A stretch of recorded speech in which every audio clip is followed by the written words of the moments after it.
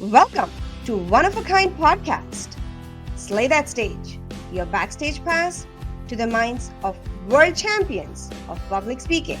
Discover the stories, the strategies, and the skills of world-class speakers and get ready to transcend your fear of public speaking and slay every stage life presents to you. Hello, and welcome to our second episode of Slay That Stage Champions Tour. And we have a very, very exciting guest today with your very own host, Ayesha Hussain and Tanvi Bhatt. Tanvi, would you like to bring our guest in? Yes, hello and welcome back, everyone. I hope the first episode was exciting enough so that we have you back over here with us today to continue your journey of learning from some of the brightest and the most extraordinary speakers of this generation, the world speaking champions. And today we are hosting an electric speaker. I haven't seen a more expressive, more empathetic, more engaging speaker in the last few years. And she is truly one of a kind in the way she's been able to make her presence felt both on real stages as well as virtual stages that we've grown accustomed to. Our today's guest is none other than the elegant, the enigmatic Verity Price. Okay, for those of you who don't know Verity, think about this. What does it take for a person to be a first in multitude arenas of life?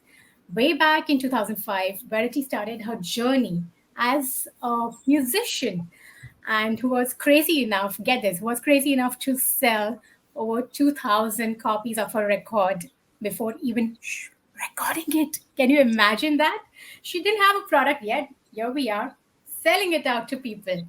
15 years later, come to 2021, Verity became the first speaker from Africa and the sixth woman in history to ever be crowned as the world champion of public speaking. And here's about you for that, Verity. And then again, 2023, she became the first speaker ever from Africa and the first female world champion to be awarded the accredited speaker designation. Slow clap for that. Wow, it's truly an honor to be in your presence, Verity, and I can't wait for this conversation to unfold and learn so much more from your journey and your brilliance of your speakership. So, welcome to Stay That Stage podcast, Verity. Thank you so much. What a warm welcome. It's lovely to be here with both of you. Verity, or as I call you, my beautiful coach, which everyone as audience can see. It's bang on right. I'd like to ask you before we continue that having experienced a little bit of a contest season myself, we know that we put yourself through hours and hours of practice. And then, for example, you don't make it, disappointment hit, and then you're back to square one, to the drawing board, and multiple episodes writing one after the other. My question to you is, why put yourself through that much struggle and so much of rigorous training? What was your motivation behind it? That's a very good question, Ayesha, because it is tough. It's tough to put in all that time, that energy, that effort with no guarantee that you're going to take home a trophy. And for a lot of people, when we enter a contest, we're hoping to hear our name in first place. And I know I was lucky enough to hear that in 2021, but I've lost at club level, I've lost at division level. And I think there is a journey of tug and war between your ego and your soul when that happens. And so your ego is going to say, well, don't do this again. That hurt. You know, you don't want to fail again. And my ego did that for 6 years. And I listened for 6 years. I didn't enter contests because I didn't want to go through the hard work and the embarrassment of failing. And then in 2021, my soul kind of showed up and said, well, but what if you grow? What if this contest makes you a better speaker? What if you have a message that matters? And when I started listening to that, and I agreed to the hard work that it asked of me, because my ego was like, oh, it sounds like a lot of hard work. But when I listened to my soul, then I showed up for the growth. And I was hoping I was going to get those trophies, but those were not guaranteed. So I say to people, only one person's going to win this contest every year, but everyone else who enters is guaranteed the growth. So choose the growth. Wow. Growth is definitely something what most people forget focusing on. So thank you for bringing that point for our audience. Tanvi, your thoughts? I think we started this entire conversation with, a growth focused mindset, and that is what our stories help us do, and more importantly, help others do, right, Verity? And I've heard your story, your winning speech, actually. So, what did you go through in those multiple iterations while picking and choosing the right story or stories from your life that you know will move the mountains for the audience? That is, I think that's the true hard work of a speech is how do you look at your life and go, what in all of this is going to add value, is going to be meaningful to other people. And I think the step back from that is you first have to start with yourself and go, if I look at this timeline that is me, what's the moment that has mattered the most, that has shaped me the most and changed me the most? And that was really easy for me because my semi-final speech was about my mum and this lesson she taught me to leave the world better than I found it. And I only realized that as a adult, how that little message had shaped me. And I could suddenly look at my whole life in a new light. And so that really excited me. So that was an easy one. But then I worked really hard on how I told that story and how I drew the gold out of that story. And with Hmm. the story that I did for the world finals, it was, we were all locked in our rooms. We'd been in lockdown for over a year. People's lives were in Yeah. turmoil. And I thought I've spent a lot of my life locked in regret, depression, despair. And what was the thing that made the difference for me? And that was that letter from my dad and starting to practice gratitude and changing my attitude. And so that it became really easy to go, that's the story I'm going to tell. Okay. Aisha, I know you have a very interesting story to tell as well, but what were your thoughts in, picking the right story? Yeah, how we heard from Verity, the stories that have been the defining moments of our life, those are the ones we pick. What are your thoughts on that, Aisha? I absolutely agree that if any story has had a moment where shifted our thoughts and brought growth point, that's definitely worth sharing. On that note, Verity, what comes to my mind is okay, you've decided what story you want to share. How do you decide how much and what you need to bring it to the story and what you need to cut out? What the key ingredients? What's your thought process? For me, that really comes down to once you know what your message statement is, and I call it a sticky statement. You want to find that phrase that sticks in people's minds. Once you've distilled that one sentence that your entire speech is about, you start building everything around that and you leave out anything that doesn't support it. So you want to make sure you're only ever getting one message across in, especially in a contest speech. And so for me, and it was again, my father had written me a letter that had a message in it, but the problem was the message statement was actually what he'd said was work on an attitude of gratitude, polish your goals daily, and watch for a miracle, because I'm watching too. The reason I didn't keep his words verbatim was because there's two messages there. There's an attitude of gratitude and there's polishing your goals daily. There's two things you're asking the audience to do. So I looked at it and I said, what was he really asking me to do? And he was asking me to write a different story.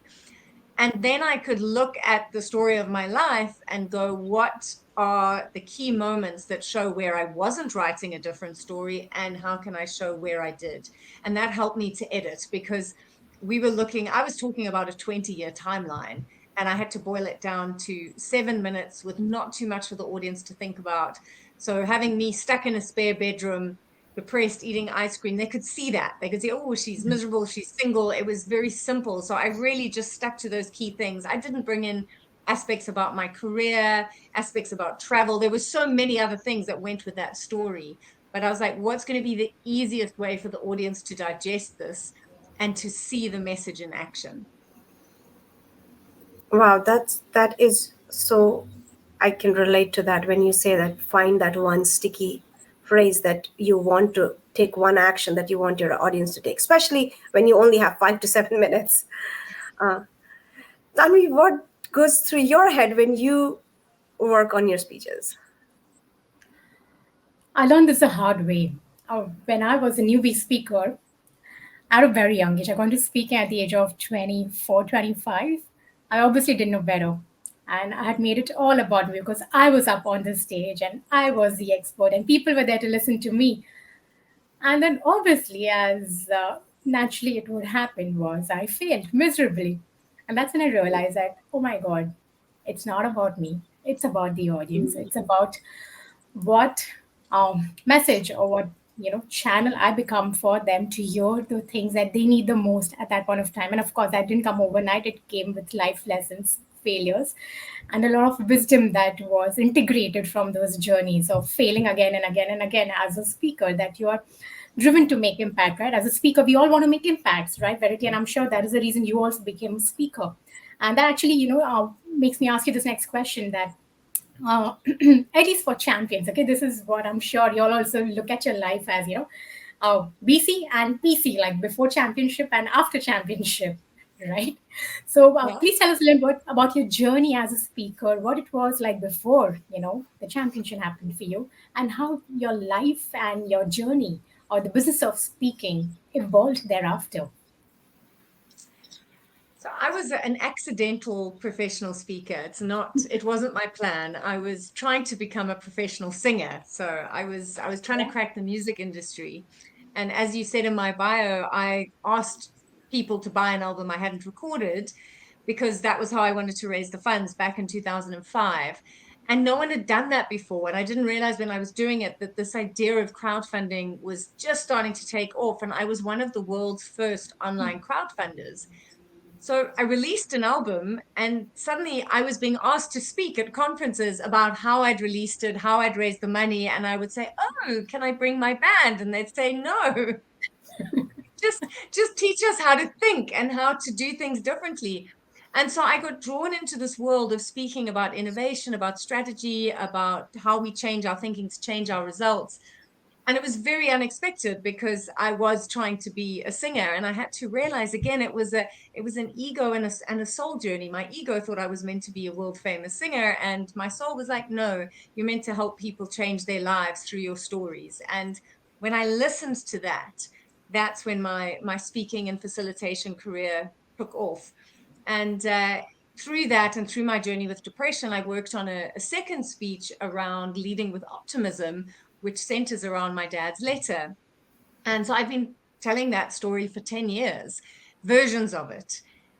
And I rewrote that story. It woke me up at 2 o'clock in the morning at the end of May 2021. I'd been district champion for about a week and was trying to think, what would I write about? What would I write about? And 2 o'clock in the morning, I woke up remembering the story of my dad's letter and all the things I'd done. The earlier versions of it were very different to what the world saw, but it was actually part of my professional work. That story is part of the work I do around positive psychology and working in teams. And so when I won, it just gave this incredible spotlight to messages I've been sharing for 10 years already.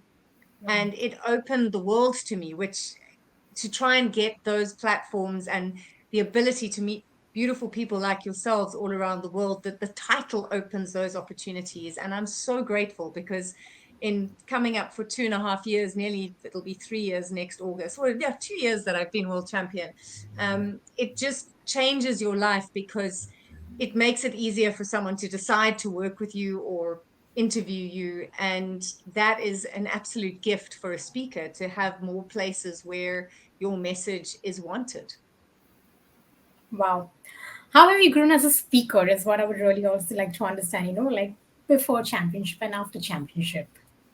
Ah, so I would say, I'm trying to think. It's a good question. I feel like my style of speaking is very similar, but before the championship, I had 2 or 3 bespoke keynotes that I delivered all the time. when I won the world championship, I suddenly was having to speak at Toastmasters districts around the world, sometimes 4 or 5 districts on a weekend, running masterclasses on speaking.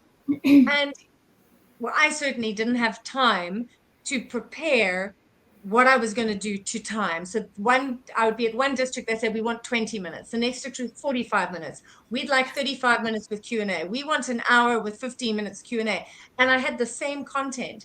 So I had to learn to take my phone, put a timer on and talk and adjust my content to fit the time without having rehearsed that, because I didn't have time to rehearse so many different time constraints. And it has taught me to trust myself, to know that I will never again deliver such an over rehearsed speech as I did in contests, and to trust that my truth and speaking from the heart and speaking from experience is going to serve the audience, and that I don't have the luxury of over rehearsing or over preparing, but I can honor them by having my clock in front of me and adjusting in the moment. It's like table topics at another level. But it's really helped me in my professional career, because when I'm emceeing big conferences and I either need to make time or add time because something's happened in the agenda, I just have my phone on the lectern, I press go, and I can keep things to time. So unexpected outcome of being world champion was just having to deliver so many things with different time frames, and it's definitely added value to me as a speaker. I totally see that, right? So I don't have a Toastmasters background. I've just been, an accidental speaker as well. I'm a scientist turned speaker on the topic of personal branding and thought leadership. I did not plan this. It was not a part of my life goals also. But what I learned while being on the stage was what really mattered was how I felt about the topic, my message, and why it matters, because it had changed my life at a very young age. And if it could do it for myself, then everyone else who was miles ahead in their life and careers would benefit so much more if they would start practicing the principles or the philosophies of thought leadership, strategy, and personal branding. So I understand what it means to be a speaker on the go and pivot your talk, your message, just be agile, essentially, right? And Aisha, I know Yeah. you agree on this because you've also been like a first-hand speaker. You didn't plan, but you just had this powerful story and message. So anything more to add on that, on the agility of being a speaker who learns on the go and is always adaptable? Yes, totally on. I agree on that because sometimes it's not what you've planned, but what just comes in the moment when you're having a conversation, or when you've just, for example, you're going to an event and you've just witnessed something and that's touched you in a way that nothing else has. And that story would change not just how it has changed you, but how it can help your audiences and your listeners. And I think just being able to be agile, and as you said, that sometimes you have to adjust your speaking stories depending on what the audience's requirements are. And but if you are very rigid and say, no, this is rehearsed, this is what I'm going to do, you're not delivering your authentic self to the audience, and then they don't get what they actually should get. The real fruit of your message is lost if it's too over rehearsed and over practiced, because you'll have different audiences reacting differently to the same story, and Yeah. you want to be able to connect at that level. And that's where you come, where you shift your speech accordingly. And that makes me think now one thing about Verity. You've been a speaker, a singer, a pioneer in start go funding when nobody thought about it. My question is, when you are on the stage, what's one biggest mistake you've made and you've realized, oh, I that was absolutely not done here? And how did you overcome? Because you have audiences watching you. How did you manage that? I'm having to dig deep now because I'm on stage so often, and I'm trying to think of a big mistake. Well, one that was whether it's a mistake or it was an accident that happened on stage, which no one ever wants to happen. I was being introduced to a really big audience. It was in the early days of speaking, and I was backstage with my little microphone on and very excited.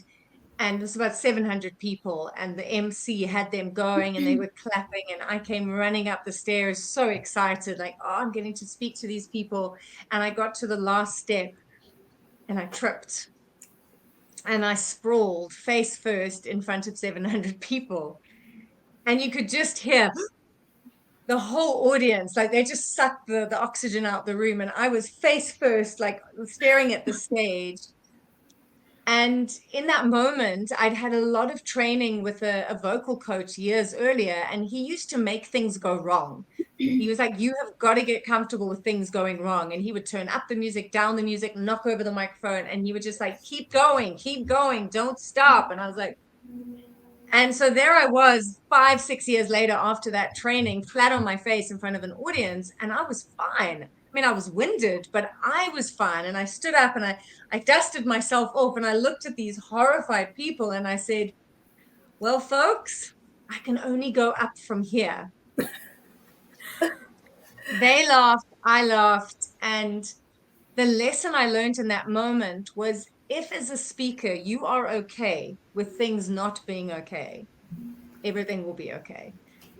And that is true confidence. If you can talk about the fact that you've, dropped something or forgotten a place, or your slide has surprised you, not be thrown by it by going, wow, that's not the slide I was expecting, let's go back. Like, if you can be okay with the fact that things are always going to go wrong when you are presenting, that creates rapport and connection with an audience. And so that's been a big lesson for me time and time again. I go, something's probably going to go wrong, but if I'm okay, if I can laugh with it, if I can create a connection with the audience, we'll move past it. So it wasn't necessarily a mistake. It was an accident that happened. But I think for a lot of speakers, especially inexperienced speakers, it would be very hard to come back from that. And that's why we have to build our inner resilience, our confidence, and the fact, don't take it so seriously. It can't be perfect. Like, you're going to make mistakes. You're going to say you're going to trip over your words. But if they see that you care and that you are there and committed for a message and for them, I think you can get past most mistakes. Well, that is a very, very different way to put it where you said it. But my question now you're intriguing me where you say, for a new speaker, confidence doesn't come naturally. It's not day one, I'm on stage and I fumbled. My first reaction is run away, hide behind the curtain. How do you, or what advice can you tell our audience that they can do to build that confidence?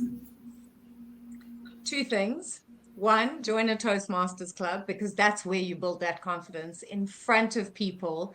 And that I see, I mean, we've seen in our club, people get stuck and everyone goes, it's fine, just stay there, you've got this, just breathe. And we're all holding the space for them to recover. You have to learn that. So you need people that are cheering you on. If you try to do this in isolation, that one mistake, you run backstage, that's going to be the end of the journey for you. But if you have someone saying, come on, I'll help you go out there, it's going to make the difference. And so that's the second thing, is have someone, have a mentor, a coach, someone who's in your corner who you can talk through these things through and build the confidence slowly. Confidence is not something we build overnight, especially if life has knocked us down a little bit. But when you come from a place of speaking about what matters to you, things that excite you, experiences that have changed you, it's much easier to be confident when you're telling your story and not trying to do some difficult content at work. So that's a start. But then have someone in your corner and find a community that are going to go, that was great, well done. You didn't stop at the beginning of the speech, you only stopped halfway through. That's fantastic. That's progress. That's how you build confidence. One word, one speech at a time. That's something I will remember, but definitely one speech at a time. Tanvi, I know you as a speaker as well, and you've come a long way from where you started, you just mentioned. How do you deal with mistakes, and how did you build your confidence up here? So, like I said, referring back to the story where I have failed miserably multiple times in the first 2, 3 years of being a speaker, because I was not a trained speaker. It was just, I had a message and I needed a stage to educate people more and more about my topic. So, failure for me was inevitable. Not that I wanted it that point of time, it was inevitable. The only thing that kept me going was that this cannot be the end of my story, right? The reason I'm being called on the stage again and again is because people have something that they want to hear. They don't know what they want to hear, but they know that something's missing in their life, and they hopefully Yes. see me as a person who's going to fill in that lacune. So that's the only thing I kept telling myself, in spite of failing miserably on different benchmarks that I kept setting for myself as a speaker and presenter. And I only kept telling myself, it's not about you, it's about them. Mm. And every time I would fail on the stage, this cannot be the end of my story, because the reason I have been a passionate student of public speaking for 20 years plus now is because I've got this dream that one fine day, when I get done on some stage in life, regardless of the size of the stage, I want at least one person to come up to me and tell me, Tanvi, don't stop speaking. I Mm. want to grow into that level of speaker who's touched someone to that level that they want me to continue speaking and sharing my message. And so these are the lessons that have helped me become a more authentic, more honest, more vulnerable speaker. And I'm still thinking, Verity, about what you said about, being vulnerable in your storytelling. I look at it as strategic vulnerability, right? Because or else it's a very fine line between being vulnerable and victimizing yourself.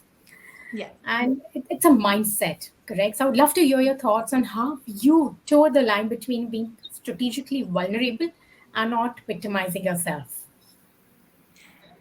So it's a very simple strategy that I have for strategic vulnerability, and it's my rule. If you can't laugh about it, don't talk about it. Don't talk Ooh. about it. If you can't laugh about it yet, you're not ready to talk about it. So, I can talk about a relationship where I gave all my money to someone. I lost it all. I had to start over. But this is 20 years later. I'm like, how stupid was I? Like, I can laugh at that. I can look at that, and I'm not a victim of those circumstances anymore. So I think that for me is I'm comfortable being honest as well. And that's not everyone is not raised like that. We have different cultural, religious reasons for being allowed to be honest and vulnerable. But so I think I always feel like I'm quite fortunate because there's not much, I'm not trying to hide anything, because it's like I would rather let people know what I'm not good at than let them find out and think I was lying to them. But I really learned, like, until I can laugh about it, I'm not ready to talk about it. So there are things that, I talk about my parents' death. It's yesterday, it was 24 years since my father died. I've had a long time to process that. It's going to be 14 years in March since my mom passed. I did not speak about their passing for the first 5 years. I was still processing it. So I think that's the trick. Don't use your stage as therapy. You need to have figured it out before you speak about it. Yeah. So beautiful. I think it's going to be a profound realization for everyone listening to this, that only and only when you can laugh about life that happened to you can you speak about it. And it reminds you of something that our mentor Craig has been telling us time and again, Yeah. that you can only teach from your scars, not your wounds, Yeah. especially as a speaker, right? So Aisha, I know you have similar story of braving your wounds and waiting for them to heal and turn into scars as well. Um, Anything you would like to add to what Verity said in terms of your journey, or the duration of processing your grief and coming to terms with your trauma before you can actually teach others on how to transcend their level of trauma? Right. So anyone who knows me knows that I'm very, very passionate about mental health. And when I decided to speak on it, I'll be very honest, for first time when I spoke, I was in tears and shaking. And my audience got nada out of that speech. Absolutely nothing. All they could feel was pity for me. That was not the goal. Goal was I Mm. wanted to share that, hey, if I can do it, it's normal and things like that. But it didn't come out like that. And as Verity said, you don't use stage as therapy. So yes, I went for therapy, came back. The wounds healed it, they are scar. And I actually can laugh about some of those things now when I look back, and I was like, oh my God, really? I was that dumb? But I guess in that moment, nobody realizes that they are dumb. It's just you are surrounded by that grief. And when you heal it and when you're ready to tell what you learned from it, there is so much you can help the people, because they're No grief. You're not unique to any grief. Somebody before you or after you has gone through it. But what you can do as a speaker, or we as together as community of speakers can do, is bring that experience to stage and know that it will help somebody. Amazing. So, me and Asha, we've been talking about different dimensions of public speaking, especially for novice speakers, right, or aspiring speakers. And we understand that, of course, the mindset has to be right. And that's why we spend so much time working with you right now on getting the mindset right. But that's not enough, because the moment you're ready to take the stage, you then need to know how to ace that stage, correct? So can you tell us a little bit about your journey of imbibing different skill sets at different maturity levels as a speaker? Maybe your top three skill sets today that you think that every novice beginner should know these things to become a more fear-free speaker. It's never going to be fearless, just fear-free Feel speaker on a free. I love stage. that. I love that. I think, I mean, there's a number of tricks that I focused on early on in speaking, and I only later learned the theory behind what I was doing. But very early on, I realized you have to start strong. And if you own your audience with your introduction, and then you keep them with the body of what you're speaking about, and you own your ending, like you have to own both. You have to own how you start and own how you finish. You will own your audience. And I figured that out very early on, that if I asked questions that were important to the audience, that yes, they also wanted that, this also scares us, or that also excites us, the quicker I got a yes from my audience, whether it was with their hands up or a laugh or a nod or a smile or them saying yes, the easier it was to go on a journey with them, because they'd agreed to be in that conversation with me. So that's the first trick, is think about how you're going to start, and how can you start strong in a way that gets you into your speech quickly. So a lot of people say to me, oh, I'm always so nervous in the beginning, but then I get into it. But if you're nervous in the beginning, your audience don't get into it with you, so you have to find a way to start strong. So that was my first trick. The second thing that made a huge difference for me was to really simplify what I was sharing. So I would always start with, what is my message? What is my sticky statement? What's that one thing I want them to know, do, or feel when I finish speaking? And then what are the 3 to 5 points or stories I'm going to share that support that message? So it really simplified what I was saying. And I always find, if you can find a golden thread to take through a speech, it makes it so much easier for you to know where you're going, and then for the audience to see where you're going and go with you. So golden threads are things like an analogy or something simple. So I've got a speech that is built around the concept of, what's that irritating question children ask you when you're stuck on a long road trip? And then the whole audience will say, are we there yet? Now we're in connection, because they know what I'm talking about. And actually, I'm going to take them into positive psychology and depression, but it's all about the are we there yet voice that lives in the back of our head and disrupts our journey of life. That thread makes it really easy for me to remember that speech, whether it's the 20-minute, 45-minute, or 60-minute version. So these are the little tricks where people are so focused on the content that they forget to focus on the context. And when you understand the context that you're talking around, and you use something as simple as an analogy or a phrase as your golden thread, then you know where you're going. You're not trying to remember your speech. You taking them on a journey, and you've walked it, and you know. So those are the little things that make the difference for me. Starting strong, having a golden thread, I take them through with only 3 to 5 things that I use to support what I'm speaking about, and then finishing strong. Uh, Generally, I tie back to how I started and get Right. their yes again, so that I know they're walking out the room going, oh yeah, I'm going to try that. I'm going to do that. So those are the things that helped me. But I see very inexperienced speakers, and I work mainly in corporates, coaching, speaking to all levels. And just when they start owning their introduction, having one golden thread, and owning their conclusion, their leap in confidence is unbelievable. Yeah. So these are not complicated things to do, but they make you more confident because you trust what you're sharing. So true, right? I think you beautifully captured the whole journey of speechcraft. How do you design speeches also that stick, right? Because only when you're confident that, okay, I know exactly what my message is, I don't have to memorize it, because that's the biggest, fear or anxiety for people, to memorize their content.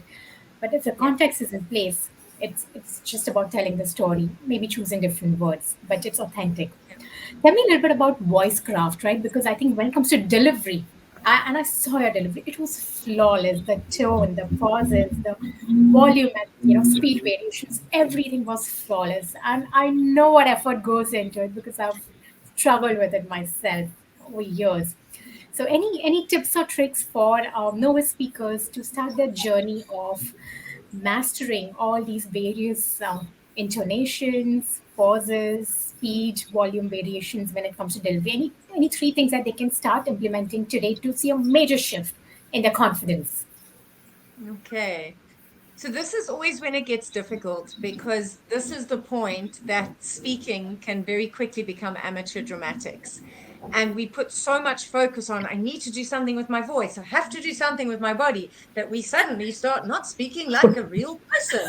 And it's just bizarre. So, so a few things. One is just tell your story like you would to friends, and step away from the page and trying to practice it perfectly, and go, if I was sitting with my best friend over a coffee, or maybe at the end of a long dinner, and I was telling them about this thing that happened to me, let me just do it like that. And that will help you uncover your natural speaking style, your natural speaking voice. And if you don't know what I mean, just start watching people when the energy is good. They're in a group of friends and someone tells a story. They're not doing a speech. They're with friends, and they're like, oh, that also happened to me. Oh my word, you won't believe it. I was at the airport. And you see the voice, the body language, the pauses, the pace come in. Why?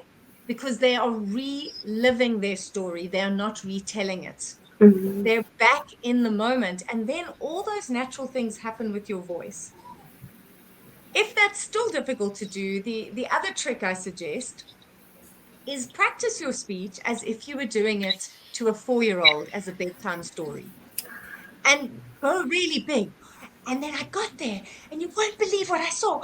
It was fun. And just play with the energy, because it'll help. I could whisper this, or I could shout that, like, because that's what you do for a child. You're not going to go, let me tell you about Goldilocks and the three bears. You would bring energy to it. So Correct. I say to people, don't rehearse it the way you're going to deliver it to your audience always. Mix it up. Do it like you're talking to a child. And that will help you strip away the stress of, I have to do this perfectly, and bring a level of playfulness in, which is when vocal variety and dialogue come to life. So it's a very broad answer, but I just think we take it too seriously. And I will now pause here, and then I will raise my voice, and then you can hear the person is not in it. They're thinking about it. So just play a bit, and access it a little bit differently.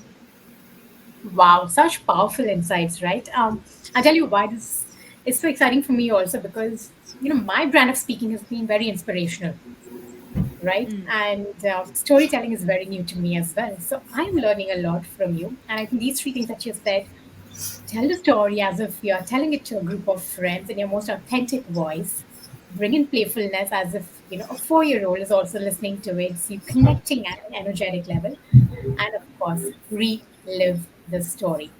Aisha, I know you and I are in kind of a similar boat when it comes to storytelling. What did you hear differently? What did you capture from what Verity shared with us right now? For me, what struck was mostly was tell it as if you're telling it to a friend, because then it's conversational and it's more real and authentic. And that actually has helped me a lot when I'm telling my story. And I've heard it from none other than Verity here, who gave me that tip last year when I was competing. So that has stuck with me. And I've noticed, because as she said, I was when I first, and I don't know if Verity, you remember when we were coaching the first time, and I was trying it, and I was pause now, and now this. And mm-mm. it was very puppeteer. When I saw that video, I laughed, looked like a clown. But now that I add that I'm having a conversation with a friend, it makes it so much easier. And more conversational, and that also takes away some of my nerves because I'm not thinking that I'm presenting it to that many audience. I'm just having a conversation with a friend. So that helps with my nerves as well. But Verity, let me ask you on that you started as live audience, as a singer, then as a speaker, and then suddenly COVID happened and we were all locked in our rooms. How did you shift that body language? Because when we're speaking on camera, it's more coming close, going back, finding it smaller. You don't do that in live audience. Mm-mm. How did you know what to change to project that to your audience? So there's two things I'm going to say. The first is I really feel like when it comes to the speaking contest, it should be across the board back in person. Or if someone is competing online, they need to stand back from the camera and as if they're speaking to an audience, because these tricks into camera are giving us an unfair advantage. The judges can see far more of their faces, and it's very unfair on the speakers that we're seeing filmed, just and this is what we see. So I really have a feeling like we will have to change in the speaking contest, that you all have to have the same set camera space. So that's the one thing. I wasn't in that situation. We were all virtual. Now we've got this incredible thing we can play with. And my advantage was that I have a background in acting. I've done many movies and miniseries and adverts. So I'm very comfortable with the camera. So when life went virtual and we went into lockdown, I really didn't struggle to start facilitating online. And so I know I had that unfair advantage of not being confronted by seeing myself, because when I was acting, that was all the time. You had to see yourself and am I doing it right? But the same rules apply for communicating online as they do in person. Like my body language is, this is still what I would be doing with my hands if we were sitting in on a stage having a conversation. I just might be a little bit more intentional. I've got to like get used to the screen and know this is my boundary. But a stage is the same. It's just a smaller stage. So, but yeah, as you know, I definitely have a very strong feeling, having sat at the live contests this year and knowing that it was a fixed camera angle, full body of the in-person contestants. And if you had online judges, they get a much better view if someone's right up in here and you can see what they're feeling. So I think we need to even that playing field, either all online or all the same body set up in the camera. Yes, I think Toastmasters is getting there. They're changing that this year, Yeah, where they're yeah. having a district onwards, everything is in person. Yeah, it just seems, and if you can't be there, then have them on a stage somewhere else being filmed in exactly the same setup. I think that can still work, but this is a very different type of speaking. And I love that I got to master it, but it's not something I would want to keep doing. I would far rather have live audiences or interactive audiences where we're using the chat and it's a far more conversational process. So, if I'm understanding correct, you rather be live than in your little square box there. Absolutely. I mean, for training, this is amazing. I get to help people around the world. So it has its time and place. But when I'm being beamed into live conferences in Europe and I'm still in this little room, I can't have the same impact. If they were an online audience, then I think the impact is equal. But when you do hybrid, it gets harder. It can be done. I will say yes, but it's not my first choice. Well, I remember I saw you on the screen the first time in the conference. That's how I was introduced to you. But I want to ask you now that when we're talking about online and in person, and this is just my experience where when I'm giving a speech online, I'm not as nervous because I'm not seeing as many unknown faces. Or if they don't laugh at my joke, I don't get to see it. I'm imagining they're laughing. I'm hilarious and I move on. But when I'm speaking live, there is a sense of nervousness, jitters. And even though I just said that, yes, I'm talking to friends, back in the mind, I know I'm still performing. I'm still on a stage where People may not laugh at my joke. People may not connect to my stories. When those thoughts cross, when you're stepping into the stage, and most people that I've heard from is they do have some sort of routine to calm that nerves. What is your routine? I have a few things I do. The one is I open up my body posture. So I do the power pose, the classic. I walk around in my superwoman, like, so I open myself up. I know a lot of people listen to music. It's not something I've always gotten into. I tend to go inwards and I give thanks for the opportunity. I give thanks. I mean, in my contest, it was to my parents for the inspiration they'd been. And I really ask, please, whatever it is that comes through me, please flow through me to serve this audience. And I trust that I'm walking out to connect with the humanity that is in the room. And it doesn't always work. Sometimes you get an audience where you say they're not laughing and things aren't landing, and you still being professional, but in the back of your head you're like, oh my god, this is hard. That's normal. You can't be guaranteed that it's like wanting to be guaranteed good weather every day of your life. Life would be boring. The storms teach us something. So when it doesn't work, or when your nerves get in the way, or the critical voice really kind of messes up your flow, you walk away and you learn from that. But I find of reminding myself why I'm speaking, connecting to a higher purpose to serve, and just opening up my body language, remembering to breathe, that really helps. Oh, I agree. I agree, Verity. I think what you said, when you started also looking at every choice and decision of your life from the soul lens instead of the ego lens is what everyone should remember. Not only just before gracing every stage, so we can slate in our best capacities, but to just do justice to the life that we have lived and the purpose that we are here for, to tell the story that will heal more lives, right? So, one last question I have for you before we wrap up for today is that I'm sure a lot of speakers, aspiring speakers, are tuning in, are wanting to know if there's one piece of advice from having been there, done that, one at the grandest stage of the profession. That is, what advice would you give them in their journey of becoming a world class speaker? Lean into your story. Lean into the value that is in your life that it's very likely you're not seeing right now. And Aisha might agree with me when I say this, because when I coach someone and they bring their story to me, my job is to go, I think there's something more here. And we're so close to our, and she's laughing, she knows what I'm talking about. We're so close to our own stories, we often don't see the gold of actually our life experience and the lesson and the gift it could be for other people. We're like, this happened, and this happened, and this happened, and this, and then I changed. And we missed that there was like a crucial moment, a person, a incident that changed everything. And we forget to share that with the audience. And so I really believe for all of us, it's being able to look through our lives and go, these moments that have stretched me and shaped me, how can I share that? And some people go, oh, but Verity, I'm too young. And I go, you've got a story from when you were 5 years old that could have value for someone right now. You could tell the story of how you learned to boil an egg. And if there was a life lesson in that, that could add value.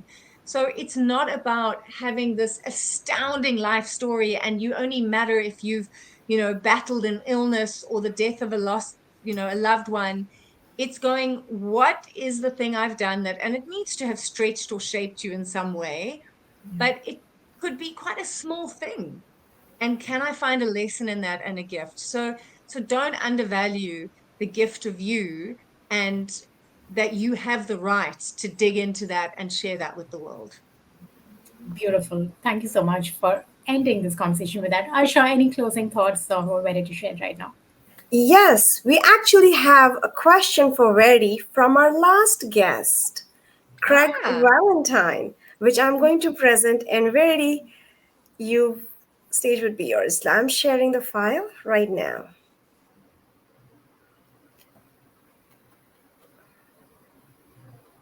What, if anything, do you say to yourself right before you take the stage?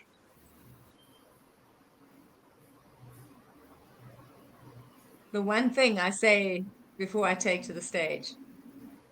Yeah.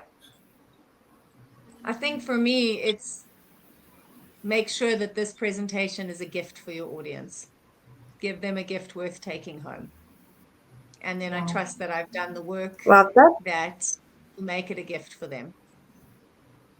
Wonderful. Brilliant. that's such a And beautiful on that part. note, Yes, it absolutely. is. Really, Go. on that note, we'd also like, oh, thank you. On that note, we'd actually request you, thank you for that wonderful gift. I'm sure Tanvi, myself, and our audience will cherish it for a very, very long time. But before we let you go, we'd request you to leave a question for our next guest. Something that Okay. you've always wanted to ask of fellow champion, perhaps, right? So this is your opportunity to do that. So is this for a fellow world champion? Yes. Hmm. Okay, so I'll ask the difficult question. My question to you is, with winning this title of being world champion, how often or how much have you had to deal with imposter syndrome? That will be a tough one to crack. I only ask because it's real, but I don't know if anyone else talks about it. And it's a shame more people don't speak about it because I think imposter syndrome, unfortunately, is a reality all of us deal with, regardless of our age, stage of life, and the success Mm, quotient that we have experienced. So yeah. that's, I'm sure, a 1 hour long conversation in itself. But we are also excited to see what the next champion has to say to this brilliant question of yours. But for Yes. now, Verity, thank you so, so, so much for being so fabulous, so kind, so forthcoming, and so honest in sharing the brilliant life lessons that you've had, your expertise, and your experiences of being not just a speaker, but a world champion, and how you are doing your dharma and you're living your purpose of helping people tell stories that not just inspire but heal the collective human consciousness. So thank you for being Oh, so fabulous at what you do and inspiring all of us to be better. thank you for such beautiful words. I'm going to hold those close. Thank you, Verity. On since I've had a little bit pleasure to know you outside this interview, I would like to add that I've not only just become a better speaker with by coaching with you, but I've learned also to be a better person from your stories, the how you've shared, especially about where you talk about leaving the world a better place in your semifinals. That speech has made me a little different than what I was before hearing that space.